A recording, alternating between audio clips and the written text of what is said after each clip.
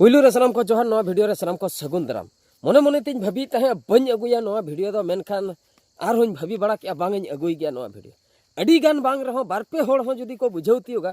तबे दो इन वीडियो बनाव कते अडी बेसिन कमी के मेनतन उनकाñ मोनेआ कथा दो हुयुक कना मनमी जीवन ना टेंशन नोंकान जिनिस कना जे मनमी सुखते बाय बांचाव हचोय गोय हो बाय गोय हचोय आदो अडी गान होड़ दो बाको हैंडल दाड़ेआ नवा टेंशन ओना खातिर चेत को चिकया माने गुजु डहार को अपनारा अकोय दो रेल गाड़ी मांग रे दोन खांजोय अकोय दो बीच एनुए अकोय तार हटो रे बाबेर जंगा नो नोंका आयमा गान एग्जाम्पल मेना का नोंका को कमी मेनखान इᱧᱟ लई दो टेंशन दो हिजुग गया मनमी जीवन बन नाम का खान दो टेंशन दो हिजुग गया मेनखान ना टेंशन नेलते आलोपे बोतरोआ आलोपे दौड़ ताबन उनी टेंशन सला मुकाबिलाई ताबन पे मेन दो उनी टेंशन सला सामना सामनी पे और ओना टेंशन आपे निजेते हैंडल ताबन पे हैंडल काते आगाम दिन रे चिकेते आपे जीवी और बांग आपे आगाम डहार बेसते चला ओना बखरा आपे आपे तेगे चेष्टाय ताबन पे ओकोया टेंशन हो साहा बखरा दो आर्मी होड़ दो बाई गड़वाय निजोर टेंशन दो निजे तेगेम सॉल्व ओकोय हो बाई गड़वा मा सरीगे मिटा फैमिली रे कथा ले मिटा जुवन कोड़ा कथा जुदी लेया मिटा फैमिली रे मिटा जुवन कोड़ा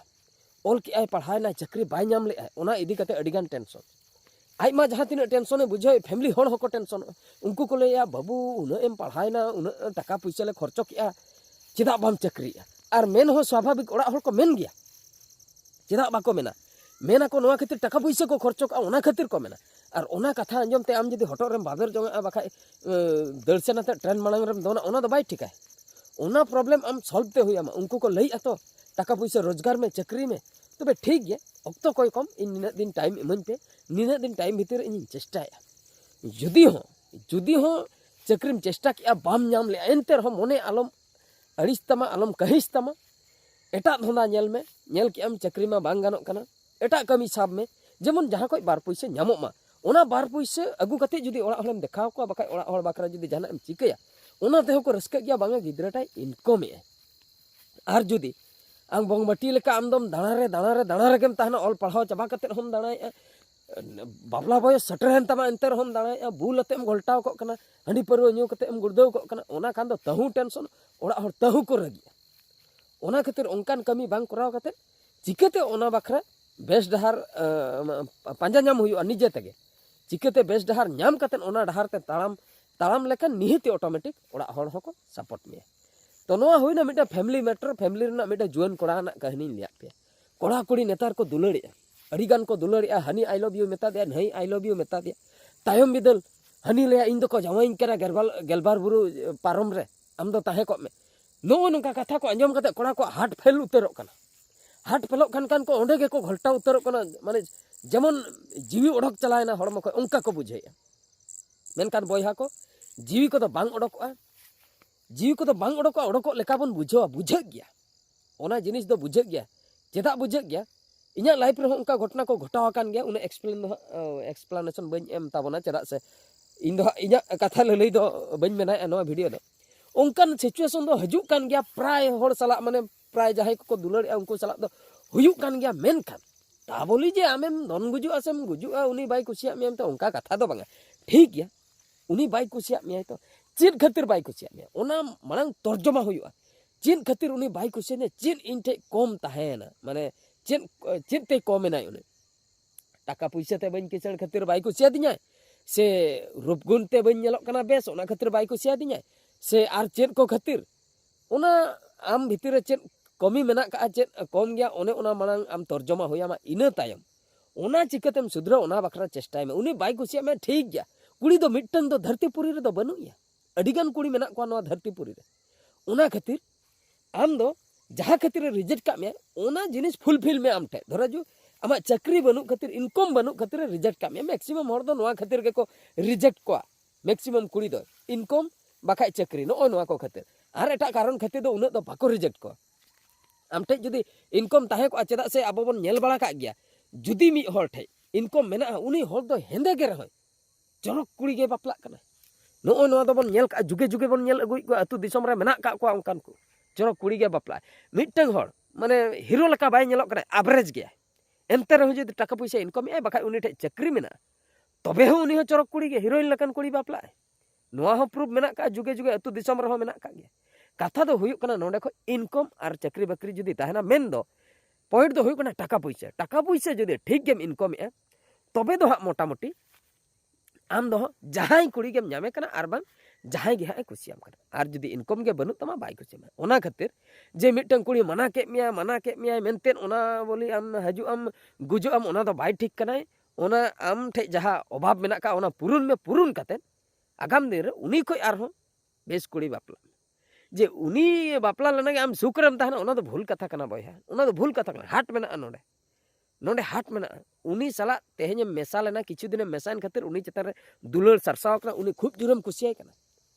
किछि दिन उनी हिड़िñ में नुई हाट होय हिड़िñ गद काया बाय उयहरे जुगे जुगे तो बाय उयहरे हाट होय हिड़िñ गद काया हाँ उयहर या ओकलका मेमोरी लेकाते उयहरे हो मिटन गर्लफ्रेंड ताहें कना इना परे आमा लाइफ रे उनी चेत उनी को बेस गुण वाला को हजुआ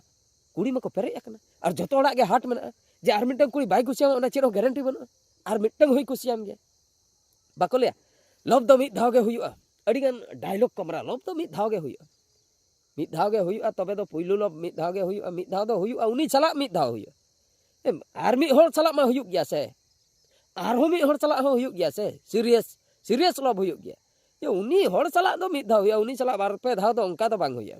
उनी होड़ चला मिटन होड़ चला मिद धाव हुयुआ ओना दो ठीक गया जे बांगे लव दो मिद धाव गे हुयुआ आर दो एटा कुड़ी जहां तिना गेम नेल को उनको चला दो लव गे बांग हुयुआ जुदी लव बांग हुयुआ उनी चला दम संसार रे चिकते बिना लव तगेम संसार रे मेन दो उनिम दुलड़े कना उनिम कुसियाय कना ओना गे तो दुलड़ ओना गे तो लव मा तो नो नोंका कथा ओना कथा बाबो रपड़ा नो मिटा एग्जांपल लिया पे तबना नोंका दुलड़ दुपलड़ रे अडिगान कहिस कतन मने को गुजुक डहार को अपने रे ओना मिटा कैरियर कथा हुई लई कि नो नोंका सिचुएशन आर मिटा फैमिली भितर ना टेंशन जहां बुढ़ा बुढ़ी भितर रे टेंशन उनका के कटी कटी कथा रे टेंशन हजुक कना टेंशन हेज कते ओना भितर एटकेटोड़े हुयुक कना एटकेटोड़े हुयन तायम